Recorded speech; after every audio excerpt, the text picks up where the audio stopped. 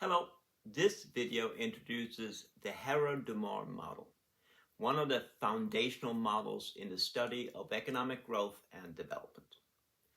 This model laid the foundation for more sophisticated models, including the solo growth model, and it continues to be a reference point for understanding the basic driver of growth and development. The Harrod Domar model is an economic theory formulated in the 1930s and 1940s by Roy Harrod and F.C. Domar independently. It addressed the dynamics of economic growth and played a significant role in informing post-World War II development policy. It helped explain Rostow's third stage, the take-off stage. Developed during a time of significant economic upheaval and recovery following the Great Depression and the World War II, the Harrod Domar model was influenced by the Keynesian emphasis on the role of aggregate demand in influencing economic activity. The model focused on the relationship between short-run recessions and investment. And the model assumed that production capacity was proportional to the stock of capital, which seemed reasonable since the model considered short-run recessions in nations that suffer from high unemployment or surplus labor in the Keynesian model. Despite its origin as a short-run model of recessions, it has been used to explain long-run economic growth and development, and that is an issue.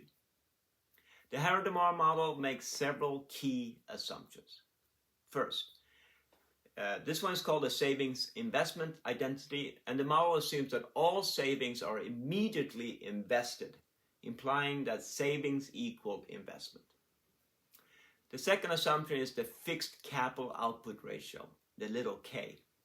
This ratio indicates that the capital required to produce each additional unit of output. So, for example, a capital output ratio of 4 means that $4 of capital is required to produce $1 of annual output. Third assumption, constant marginal propensity to save, the little s. And the model assumes that a certain fraction of income is saved, and this propensity or this fraction is constant over time. The growth rate of the economy, which is denoted by a little g, can then be expressed in terms of the savings rate and the capital output ratio. So little g equals s divided by k. And that is a famous equation that shows that the growth rate is directly proportional to the savings rate and inversely proportional to the capital output ratio. To use the Harrod Domar model, a development economist simply needs to follow these 6 easy steps. Here they are. 1. Determine the target growth rate, G. 2. Determine the capital output ratio in the country, K. Calculate the required investment for the target growth rate. So you apply the equation G equals S divided by K. Notice that that means that S equals G times K. This is the target, the necessary savings rate to achieve the desired growth rate. So once you know what the target savings rate is, step 4 is to determine a country's own current savings rate. You use those two to calculate the financing savings gap. What's the difference? And 6, and this is the solution, fill the financing gap through foreign aid or perhaps foreign private investment. So that is. The model provides a framework for estimating the amount of investment needed to achieve a certain growth rate. This is crucial for developing countries seeking to accelerate economic growth.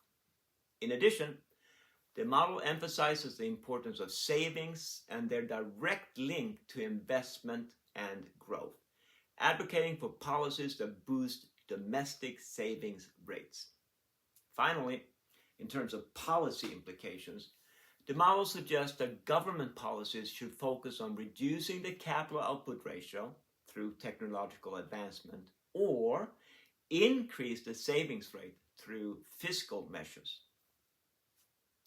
To sum up, the Harrod Domar model is closely related to the Rostow stages of economic growth model, particularly at the stage of takeoff. According to Rostow, reaching the takeoff stage requires substantial investment in industry and infrastructure, aligning directly with the Harrod Domar model's emphasis on high investment rates to sustain economic growth.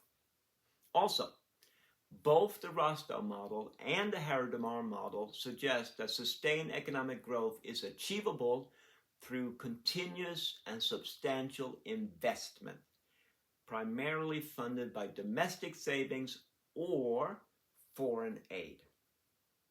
The Harrod Domar model, despite its simplicity and its limitations, such as ignoring technological change and labor dynamics, has had a profound impact on the field of economic development.